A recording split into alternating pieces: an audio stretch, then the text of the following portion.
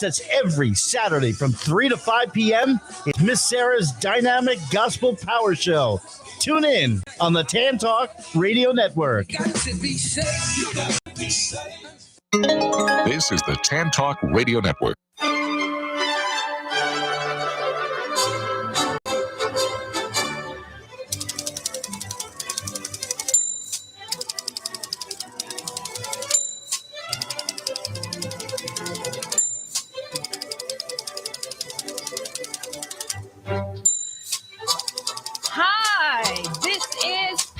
With a Z. Welcome to Joy on Paper, a program for writers and those who dream of writing, and for everyone who wants to know the story behind the book.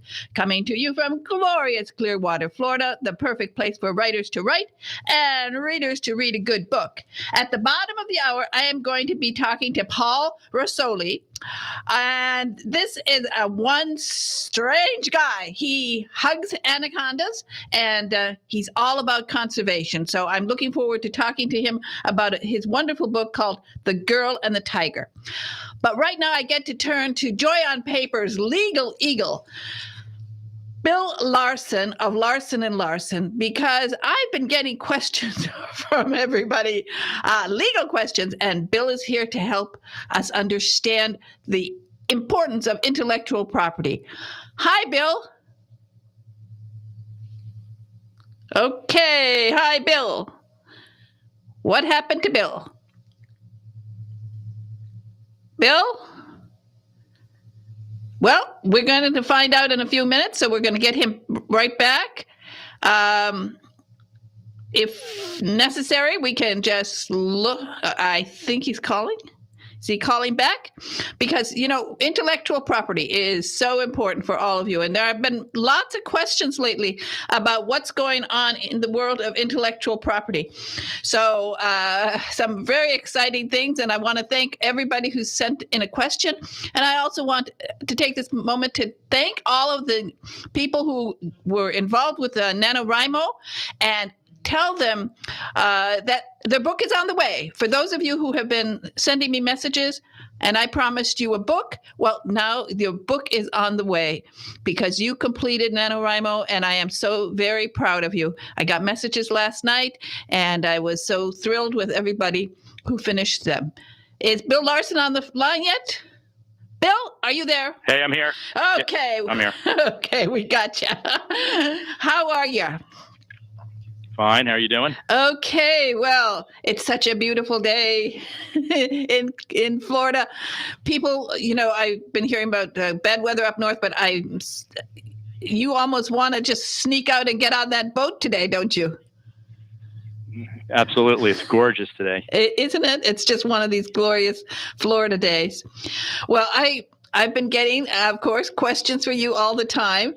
And one of the ones that popped up from quite a few people, they all heard about this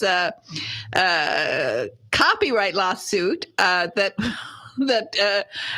is around Top Gun. And this is an interesting thing, isn't it? Yeah, it's very interesting. So tell us what happened here, because you wouldn't think that a major motion picture company would get this situation. Get it wrong. Yeah. How did this happen? Yeah, I'm sure somebody's head's going to roll over that. So what happened was they had a license for the use of the story, and apparently it was to expire at a certain point in time. And so there's an argument as to whether or not the license had expired, and now Paramount is free to run the motion picture, which is clearly a derivative of the original work. I think it's silly to argue otherwise. I certainly wouldn't make that argument. But it really goes down to a legal question. It's a legal question of the technicalities of the copyright system and the registration of copyrights and the renewals, and then passing them on when people die, and it's going to come down to a legal question rather than a factual question as to whether or not the recent movie is a derivative of the first. Well, most people don't know that the original story was written by an Israeli writer, Ehud Yoneh, and he, whose film story was turned into Top Gun back in 1983. He's since passed away, but his wife and son have filed this lawsuit because, as you say, this new film, it is definitely based on the original. So how can they not say that it, isn't? Yeah, I'm not sure if they're making that position or not. I've kind of read that in the news, but if they are making the position that this recent one is not a derivative of the early one, jury would see through that in about 2 seconds. So that, in my opinion, would not be a valid defense. What I see this case as being is an issue of the technicalities of the copyright registration system and the license that was involved.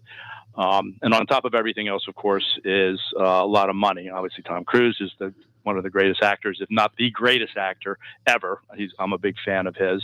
But certainly you would think that the folks involved would have handled this in advance in some way. In other words, the Paramount would have said, hey, this is expired and we intend to make another movie and you're not getting a part of it. Or the other side who owned the rights, when they heard right away, would have chimed in and said, hey, we need to get a piece of the action here. So it seems to me there's a fumble on both sides. And whether that was intentional or somebody just overlooked the technicalities of what needed to be done concerning the rights involved, that's going to wash out in court. But I see it as a legal issue, not a factual issue. Well, the thing is, of course, originally they had 35 years, right? It was for 35 years. Yeah, 35 years. And the new film comes out 3 years after that 35-year period. Now, you would think, boy, you would want to have this all tied up before you start filming. Exactly. And so the question is going to become, when is that exact date that the license expired? Because if the studio, for example, was thinking about doing it before the license expired, then you would think that they're caught inside the license. If the license had expired and it's been a while, and then all of a sudden it pops into your brain, hey, let's go ahead and do that, that's a different thing. But typically these movies are planned years and years in advance. So I think that there's going to be an issue there as to when is the exact date of termination and when did they first start planning on doing the second movie to determine whether or not it falls inside the license. Well, you would think that Paramount would have been able to get the rights to make the new film at a reasonable price. I would say $1 million or something. I'm sure the family might have jumped at that. But now Paramount is looking at a much larger payout to this family because the film has been such a hit and has made an absolute fortune. Yeah, so there's a lot more money involved. So these are certainly the things that you want to take care of, in advance, and that's why we have these lawsuits, is because things are missed. I've been practicing 30 years, and it's not. I can't figure out why such big companies sometimes can make such big mistakes. And if you talk to a lot of lawyers, they'll tell you the bigger the company, the bigger the mistake. We have the little teeny companies that seem to take care of business. So if this is just something that fell through the cracks that they didn't think about, then that's an enormous problem for the legal department. If it was planned in advance, then you've got to think that they were considering doing this for a reason and they had it planned out. But either way, it's not going to look real great in front of a jury. So my guess is it's definitely going to settle on a confidential settlement. It'll just disappear. I think so, but I think the family's going to get a lot more than they would have taken if Paramount had come to them a few years before. It's typical. Yeah, it's typical. You get more if you sue later than you would get up front. But, you have to go through all the aggravation of litigation. Now, obviously, they got big-time contingent lawyers who are going to handle that suit. I'm going to keep an eye on it because it's going to be very interesting from a legal standpoint rather than a factual standpoint, exactly how they're going to balance all of the laws. Because the laws changed over the years. The copyright law is constantly changing. And so we have to take into consideration whether everybody, jumped through all the hoops that they were supposed to according to the law and according to the license agreement they had. So it'll be interesting to see how this falls apart. But I think before we get a resolution on any issues, that it'll quietly go away in settlement. Well, is that typical originally Paramount took it for 35 years. I thought, and when I was in Hollywood, I worked on a few films, and I know that they paid the authors because I, adapted some books to film, and I know that they paid the authors, and that was it. And there was they paid the authors really a very small amount of money. I mean, I was really shocked at what authors were selling their stories, their books for, but it seemed that they were permanent, that it wasn't like for a time period. Right. So in this case, the parties agreed on 35 years for whatever reason. So you would think that, all along that time, as the royalties were still accruing through the continued use of the first movie, that the author's family was continuing to get money. I don't know for sure, but you would think that they had a continuing royalty there. Depends on the terms of the license, whether it was just a one-shot deal or whether they got continuing royalties. But for reasons we'll probably never know, the parties agreed on 35 years as the length of the license, which is very interesting. The reasons for that are probably not important because once it's agreed, that's it. It doesn't matter what the reason is. So it'll be very interesting to see how this plays out in terms of the legal part of it. The factual part of it, I think, is pretty conclusive. There's no doubt that it's a derivative work. I would never make that argument in front of a jury. Anybody would look at this movie and say this is clearly based on the earlier movie. It's the same actor, right? How can you get around that part? It's Tom Cruise, for goodness sake. So, to argue which is amazing. Argue that this is not a derivative, which is crazy. Amazing. 35 years later, he looks the same. Just so crazy. Yeah, he has. Yes, he does. He looks great, and we're actually the same age, which is funny. I love Tom Cruise. I don't think he's ever made a bad movie. No. He's my favorite actor in the world, and so I'm sure this doesn't rest on his shoulders. This is somebody in legal that fumbled the ball probably, and they're going to have to figure out how to fix it. Well, I would say that the Yonais family had a good lawyer back then because that was clever to put that in. Yeah, sometimes stuff just slips through the cracks. I mean, that's just the way it happens. You have, big businesses and a lot's going on and things slip through the cracks. It happens all the time. And that's why we see these lawsuits because these old documents may be buried away. The people that originally drafted them are all dead or retired or gone and people forgot they even exist. And then you get rolling on the next deal, the next job, and you just kind of forget that there was this piece of paper from way back when, and then boom, it pops up, and this happens routinely. So it's just something that happens in business. Okay, well, some lawyer in Hollywood's in trouble, and some lawyer both sides seem to have a little bit of answering to do to why this wasn't buttoned up beforehand.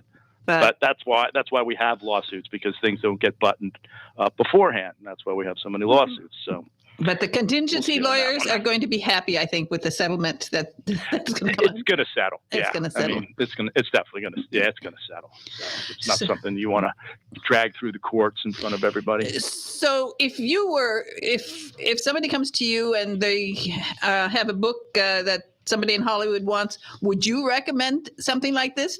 Put 35 years in it? That's a good idea. Well, if you're representing the author, we want perpetuity, right? We want till the conclusion of the copyright, when the copyright expires. Once the copyright expires, you can't enforce a license. So from an author's perspective, it would say, yes, it would be the life of the copyright. From the other side's perspective, they're going to want to say, no, this is just a couple of years, and this is a one-shot deal, one and done. Here's your money.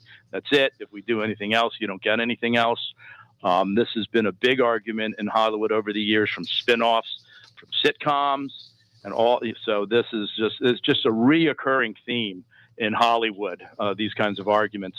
And fighting over copyrights and what is or what is not a derivative, and what people meant when they entered into licensing agreements, how long they were going to be, and what constitutes and what does not constitute a derivative work. So this is just one of a long saga of lawsuits coming out of Hollywood, rehashing the same old issue. And now somebody who's dealing with this subject of intellectual property, you have to really try to think in advance. Did you ever think, for example, of Meta, this new Meta thing, that somebody might want to take your book and walk people, or your movie and have people walking through the film? So this is a whole nother angle of where your intellectual property might be used. Exactly. So it's very tough to predict what the future is going to hold scientifically, and science is always ahead of the law. So you do your best when you write licenses to try to incorporate everything under the sun, so that your author gets as much money as possible if that particular work, really goes off and makes a lot of money. And you try the best you can, but in the words that we use today may not be even exist right now. So 35 years from now, we could be arguing over some new technology that you can't even think about right now. So it's virtually impossible to build that into a license unless you say, just do the old everything under the sun clause. And a lot of times the other side's not going to do everything under the sun because they're gonna have things that they're gonna consider are not derivative works that they don't want to pay on, and they don't want to get roped into a lawsuit. So there's a give and take during the process of negotiating the license, and both sides have to give a little to come to the middle and reach a deal. And that's where the problem is in trying to predict what the future holds. When companies now are doing these celebrity endorsements where they have like holograms of celebrities, and they have to get the permission. If the person is a public person, they have to get the permission of the families, like, Elvis's family. If they use his image in a hologram, they have to have permission, right? Yeah, exactly. So all the famous people, Marilyn Monroe, Elvis, all the famous people who have passed away still have rights to their images and their works. So they still have copyrights and all of those things. So yeah, you can't use them without permission. So you just can't take Elvis's picture and put it on a candy bar and start selling it without permission, because Elvis's heirs are entitled to all of his rights, including his likeness. In addition to all of his copyrights in his songs and his appearances in movies. How long does that last for? I mean, we can have a hologram of, Churchill, or is that out too? I mean, what's the time limit? Well, public figures are exempt. Yeah, public figures are exempt. Okay, so that's why you can, a lot of people go and make the Trumpy bear, right, and go out and sell it. You can kind of. Are you there, Bill? Okay, we've got a problem. Bill dropped off somewhere. Anyway, I hope that he will bounce back in, and something's wrong with his phone. And we've had this now twice this morning. Anyway, I also will continue talking a little bit more about NaNoWriMo until Bill calls in, because I don't know, something happened to his phone. Anyway, but that's fascinating, isn't it? I was surprised about the Top Gun situation. I remember in Hollywood. Well, actually, I remember a couple of very sad authors who wrote very nice books, and they were paid very small sums, and the films turned into great successes, and they actually didn't even have points. And so it was not a happy situation for some of those writers. So I don't know. Anyway, it looks like we're going to have a situation here with Bill Larson. I'm sorry about that, but this happens, and I had wanted to talk to him also about memoirs, because a few years ago, before the pandemic, I mentioned when Bill was on, we talked about a local author who has written a book about a semi-famous local author has written a book about a very famous local personality, worldwide personality.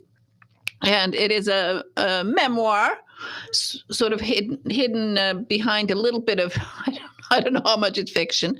At the time when she sent me the book, she asked me for my opinion, and I said, oh my gosh, you can't say that stuff. I think it's too dangerous. And she, I guess during the pandemic, she stewed on it, and she wrote even more. Hi, Bill. I'm back. Okay, good. Yeah, well, all kinds of technical difficulties today. My goodness. I don't know why. You got a great big sophisticated radio system and a big sophisticated IP attorney, and we can't keep the phone running. That's funny. Well, I'm keeping calm. In the old days, I used to get all nervous about it, but I started talking about this situation with a memoir. Before the pandemic, I had told you about an author here in town who was writing a memoir of sorts about a very, very famous world-known personality who lives here in our area, just up the street from us, actually. Very famous. And she wrote it, and when she sent it to me at the time, I said to her, I don't think you should do that, or you should actually at least contact Bill. I don't know if she ever did. She never mentioned it. But after the pandemic, a few months ago, she came back with an updated version that she worked on during the pandemic. And I think the pandemic hit her hard. And this new version is unbelievable. It's really salacious, and I worried about her self-publishing it. So I was mentioned a case there that happened in Massachusetts, I think in the Superior Court there, about the invasion of privacy case involving a controversial memoir. Yeah, we talked about this before. Yeah, so now this lady, she's determined to put this out, and I don't know what's going to happen to her. But what is this case that happened with girl interrupted author Susanna Kaysen? Yeah, same argument that it was a memoir, and in the memoir, she alludes to persons and situations and so forth, which the complaining party believes is easily identifies him, although he's never identified by name or anything like that, that anybody that is familiar with any of the facts or anything would easily know that the author is talking about this particular individual. Okay, so now in this recent case here, the judge seemed to come down on the favor of the author and say, well, yeah, I get that, but these memoirs and stuff, we give you just a little bit more leeway when you're writing these things because of there's a public interest because of the things that were involved in this particular memoir, and so in this case, looks like the author is gonna get by and not be found to have injured the other party. But these go on a case by case basis. You can't guess that any one case is going to go any which direction, and so.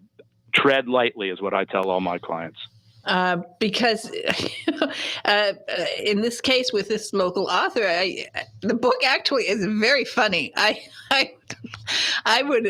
think people would love the book, but if she insists upon using the real name of the real person, well, then you're kind of dead to rights. If you use the real name of the person, truth is always a defense.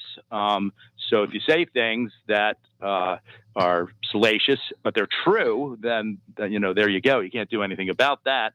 The question is whether they're saying things that are not true that hurts the reputation of the individual. And everybody's memory, is always kind of skewed in their own direction. And usually the only two people that were there at the time are the two people who were arguing over it. So it's very hard to prove or disprove. Okay, well, it's always fun. The questions I get from people who are, authors have so many problems in their lives nowadays. They have to do all this social media.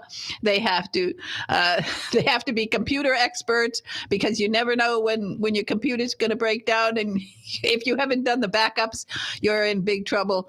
But they also have to understand intellectual property. So, Bill Larson, I'm so happy that you come here and open my listeners' eyes to the importance of protecting their social, their intellectual property, and also being careful on social media. I think that's always be careful on social media, and then be careful where you consume information. If you're going to go look for information on publishing or copywriting and stuff, make sure you go to a valid website like the Copyright Office or one of the more established law firms and stuff.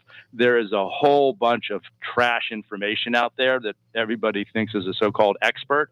So just be very careful when you're consuming information on your rights and in copyright and so forth, and don't get sucked into some of these blogs or other websites that are just don't know what they're talking about. And are often scams. They want you to do your registration through them, do this through them, send them your book, send them. Don't do that. And it always, as you are a member of do your research. Exactly. And you're a member of APLA, right? We call it APLA? Yeah, AIPLA. That's another great, AIPLA.org is a great organization that represents intellectual property attorneys around the world. So there is all valid information there. So, use the government sites, use the association sites like the AIPLA, the prominent law firms. But if, you don't know who's saying it and they don't have any credentials, I would be very careful about accepting what they say as the gospel. And never use your brother-in-law who is a lawyer for real estate or any kid who just came out of law school, because I did that once. That's why I don't defend people that get accused of crimes, because they'd go to jail because I don't know anything about criminal law. Exactly. But people, protect your intellectual property rights. They are important and they are valuable. And look, 35 years later, somebody fighting over millions. Exactly. You never know. And so again, Bill Larson of Larson and Larson, you can find out more about Bill and his work. Just go on the web, and it's Larson and Larson Patent Law. And Bill is always open to your questions, and just send him a message and he'll be happy to talk to you. Right, Bill? Thanks, Betsy. Okay. That's right. Bye-bye now. Bye. All right. That's fun. Okay, we're going to have some commercials, and then we'll be right back.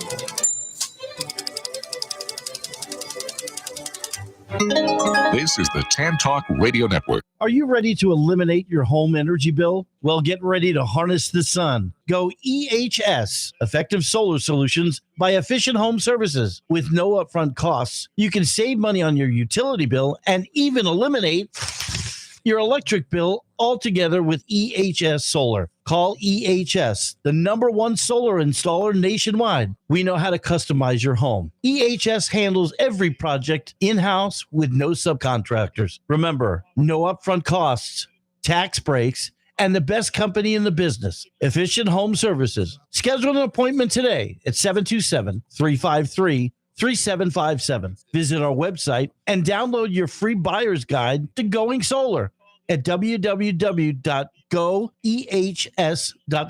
Go solar, go savings, go EHS. Call 727-353-3757 today to talk to our experts.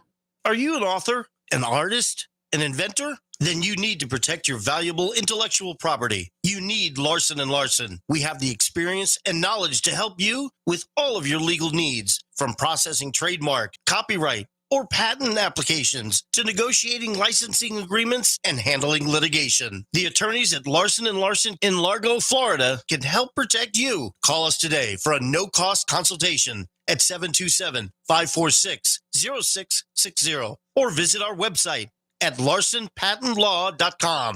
Do you dread being called on to speak at meetings or family functions?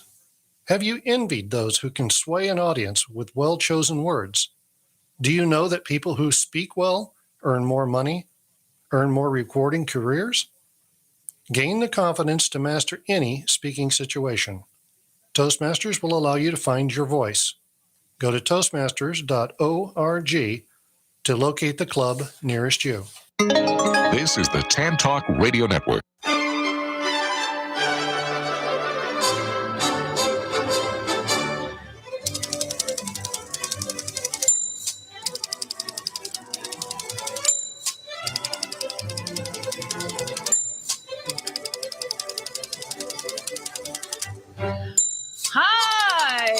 This is Patsy with a Z. Oh boy, is my guest on? No, my guest is not on. This is going to be one of those funny days.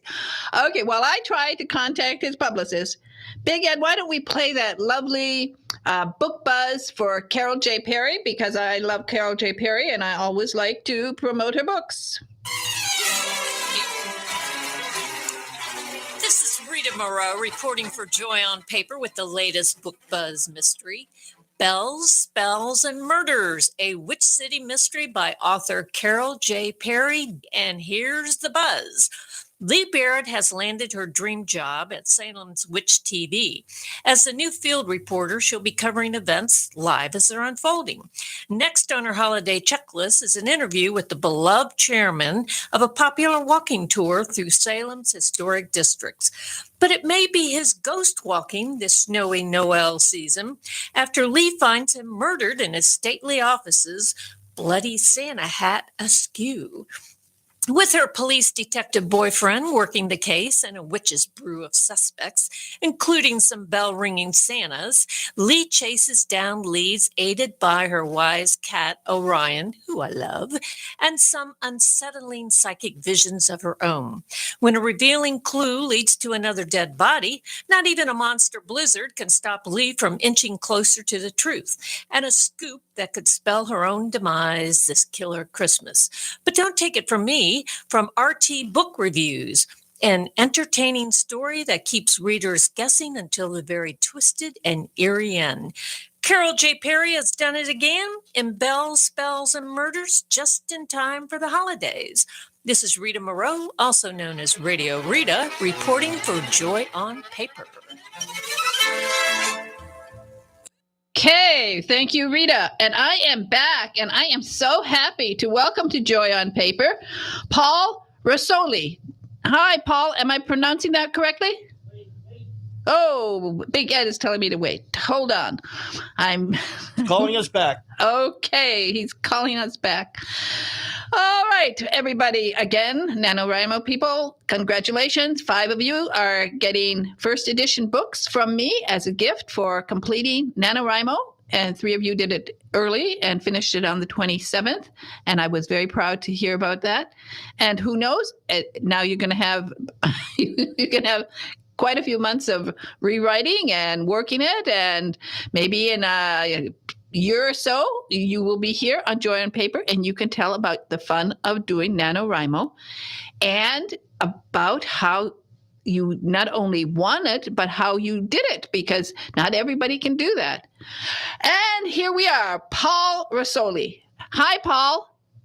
Goodbye. Oh, he says goodbye.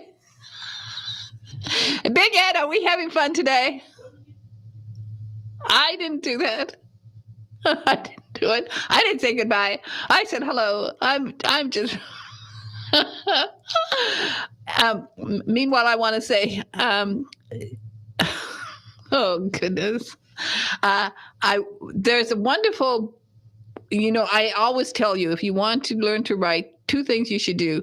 Well, many things, but 2 particular things: read poetry and write poetry. Read short stories and write short stories. And if you want some really, really great poems to read, an eclectic assortment of poems, I recommend Jim Lamb's Dark Fruit. It is a wonderful collection of poems, and I love it. And it's available on Kindle. Is it Kindle? Yes, it's available, and it is just wonderful. And I think you will enjoy it. There's artwork in there. That Jim is a very talented artist. As a matter of fact, his art is featured now on Joy on Paper. I have some of his artwork there. And Jim Lamb's Dark Fruit is a lovely collection. There's the funny poems, serious poems, sad poems. It's just a lovely assortment. And poetry is good for your heart. It gives you a minute to relax and calm down and think about something else. So I hope that you will get Dark Fruit by Jim Lamb, because I love it. It's a wonderful little book, and it's available on Kindle. And I don't know, is it Paul yet here? Not yet. Going right to voicemail. This is not funny. Okay. I don't know. I think I let me check with the publicist. Why don't you play that song that I have listed there? Do I have a song? Because I love this song. Giving up and throwing in the towel. Sometimes I can't hardly face another day. I am assured that God will see me through.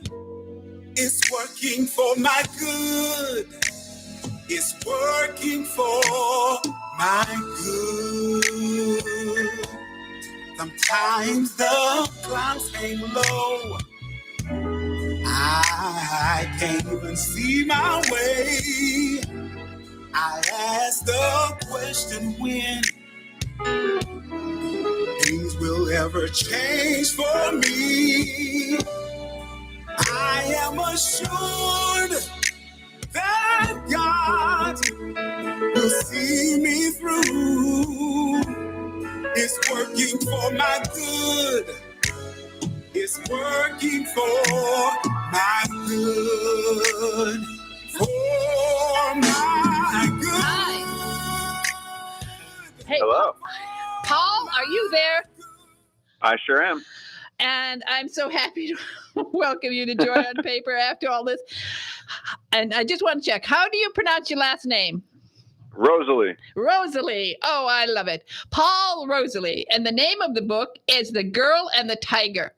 Now, it is not often that I wish that I was on television instead of radio. I love radio.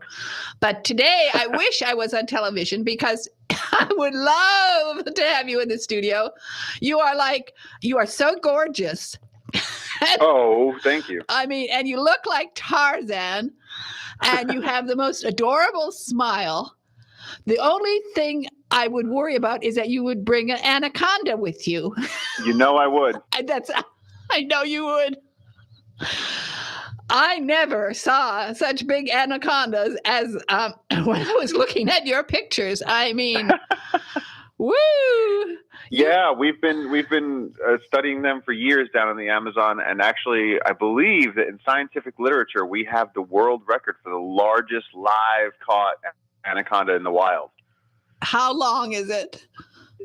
Well, the one that we were able to catch was 18 feet 6 inches, but the biggest one that I ever tried to catch was something like 26 feet long, and it was so big that when I jumped on its back, it didn't stop. It just kept going, and it slithered into a lake, and I had to make the decision, either stay on the anaconda's back and drown or let go. And I got to lay there as this giant animal went by with my hand on its scales as it disappeared into the water. And it was just, I knew that if we had been able to catch an animal of that size, you'd be on the front cover of National Geographic, the centennial edition. But it was a privilege to be so close to such an incredible animal.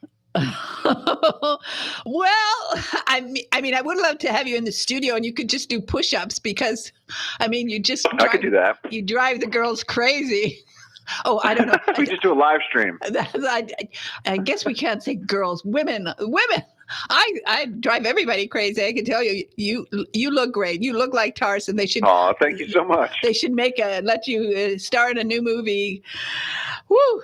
It would, as a matter of fact, they should do. I'm telling you, I'll tell everybody who's listening, all your publicists and people, do a real story with Paul, and there would be people would watch it. I can tell you, you are amazing. You are amazing. Not just because of all that you do for conservation and because you look so great, but you've raised so much money for conservation. You are such I know that you've done $5 million to protect for protection in the Amazon, and you do benefits, and you do so much, and it is such important work. And so tell us about this book then. Now this, of course, is not an anaconda. This is a tiger. And how did you get the idea for this book? And tell us the background of The Girl and the Tiger, because it is a lovely book. Well, The Girl and the Tiger, you covered so much there. Yes, I've spent 17 years living in the Amazon rainforest. And through that, interspersed with that, I've spent quite a bit of time living in India. And in that time, I've been able to spend considerable amount of time out in the jungle with the elephant herds in India. And even though the book is called The Girl and the Tiger, a lot of the focus of the book is the fate of elephants in the modern day India. And so I actually spent quite some time living with the herds of elephants in the forests. But because there's over 1 billion people in India, these elephants are increasingly confined into smaller and smaller patches of forest. And sometimes there's not enough food. And when there's not enough food, elephants are big and they're powerful, and they'll come onto farms and they'll steal banana plants or pineapples or something.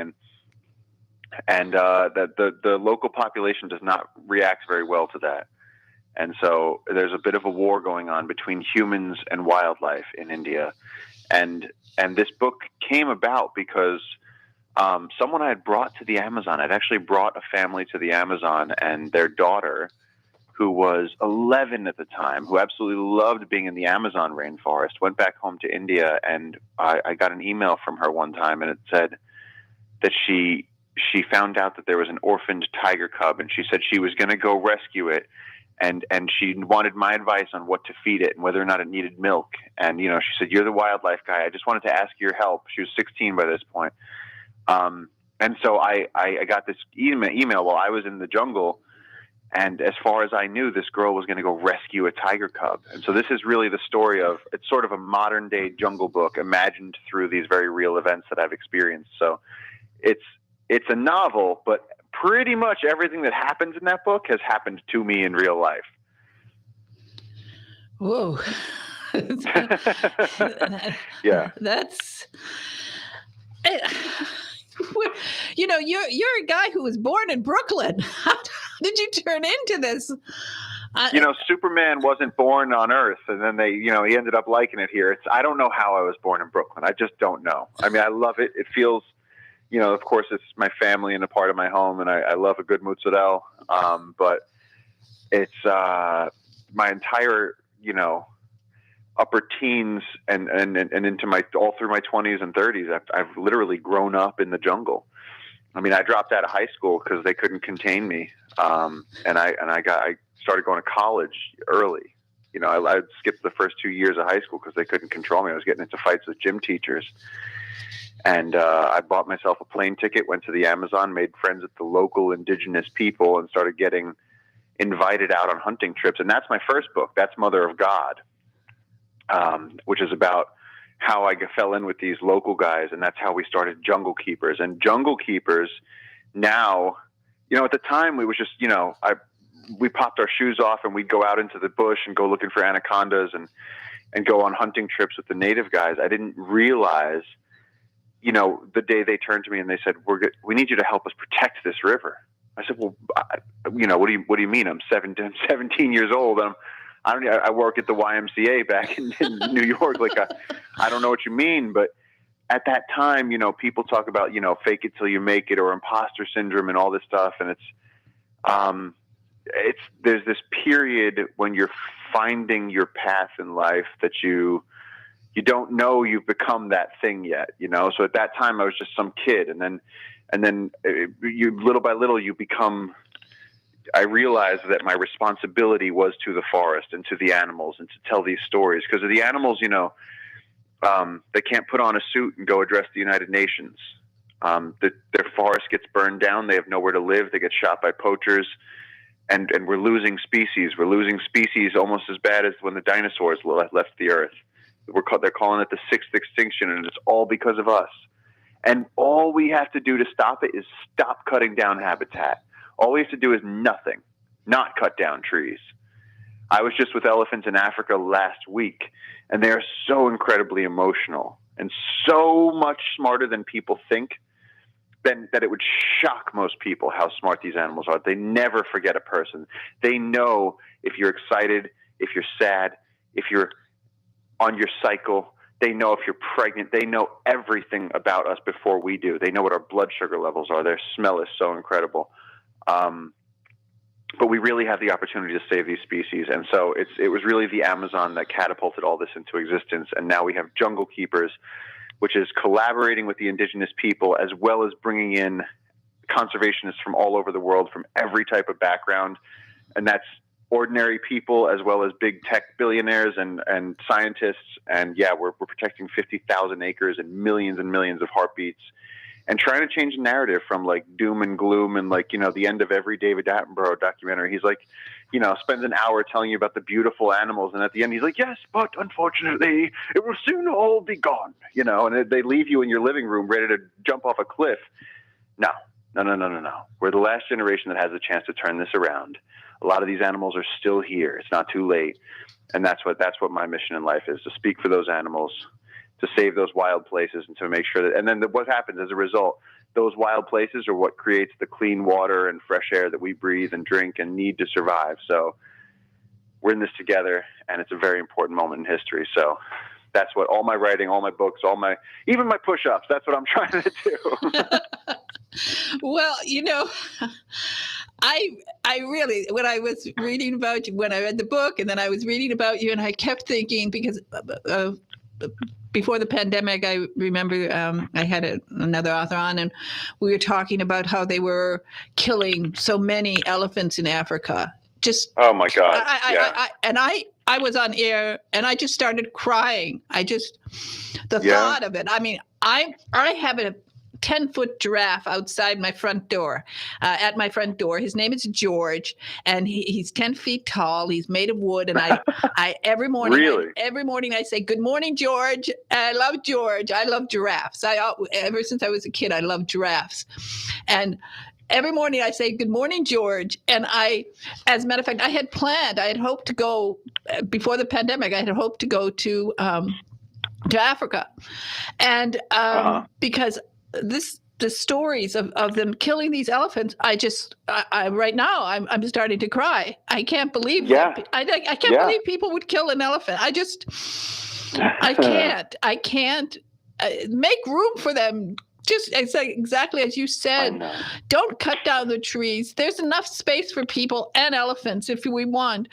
And that's why I think you have to, I don't think you're doing enough. I mean, fine, you raise 5 million or 50 million. You have to get even a wider audience. You should be on television every week. You should have a television series. I'm telling you, some Hollywood people listen to me, and some television people listen to my program. Really get Paul on television instead of the stupid reality shows or those ones that have no point. You need somebody like Paul who's passionate and who wants to save these animals. Well, I mean, I'm doing all I can. It depends on other people opening up those doors. I'm you know, my entire existence and time here on Earth is for this mission. So it's just a matter of if that's what they want. Well, Paul, you are doing a tremendous job. Now, do you have a website where you want people to go, or people can help you, or people can get in contact with you? So this is a crazy moment in our journey. We just started a new campaign.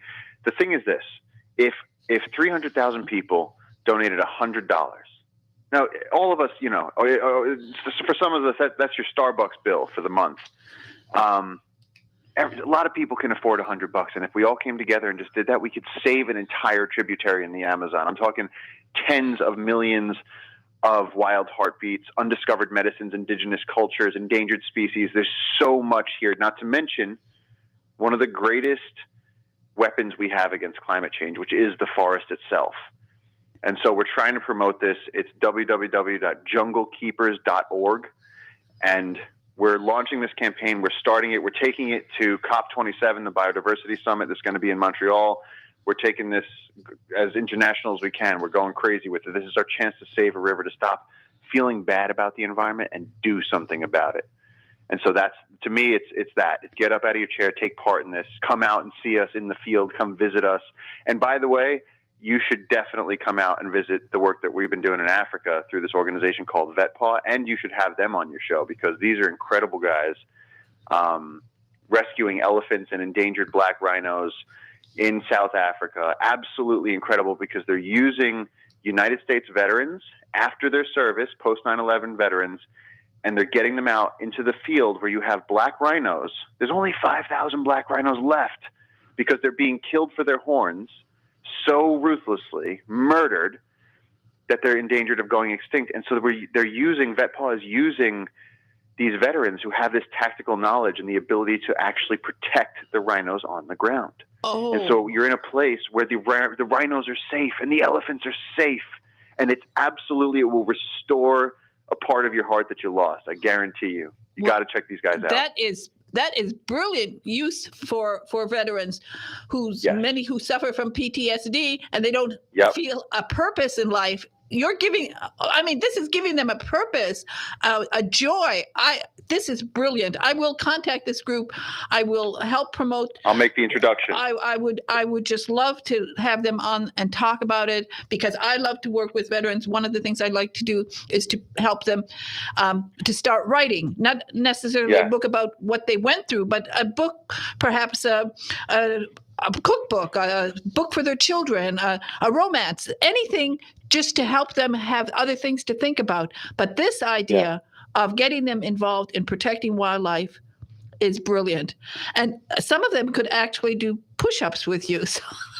Oh, absolutely. We get along just fine. They're all a bunch of big, tough boys over there. But yes, on Instagram at Paul Roseley, TikTok at Jungle Keeper, junglekeepers.org. Definitely also check out VetPaw. There's so much exciting stuff going on, and we're trying more than ever to make it so that everybody can be a part of this. Everybody can come out to the places where we're doing this conservation work, take part in it. But we also need those donations, small donations. Everyone can afford it, and then you can feel better for the rest of the year. You don't got to feel bad about the environment. You know what I mean? Like scratch that one off, and you get a sick T-shirt. You get these beautiful T-shirts that I designed myself. Okay, well, I'm going to get that. And I would definitely get that. I want the T-shirt. Are you on the T-shirt with doing push-ups? I don't know. It's sort of. I've got sort of. We'll make a special members version of that. Okay, well, I think those will sell out. Anyway, the name of the book is The Girl and the Tiger, and that's available on Amazon. But check out the Jungle Keepers, everybody.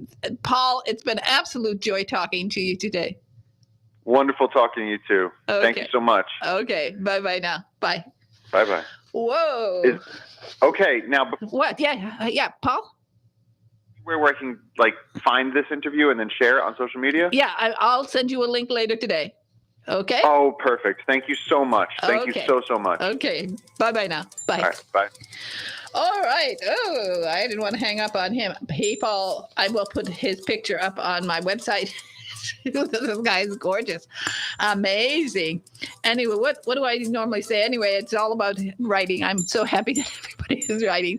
And say something nice to somebody today. That's what I'm going to do. I'm going to say something nice to Big Ed in the control room because Big Ed managed. We got through it, Ed, right? Okay? We did okay?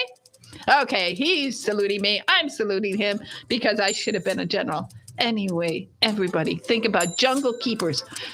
You don't need all that junk food. Put $100 a month and take it and go to Jungle Keepers and donate some money. Okay, bye now. Bye.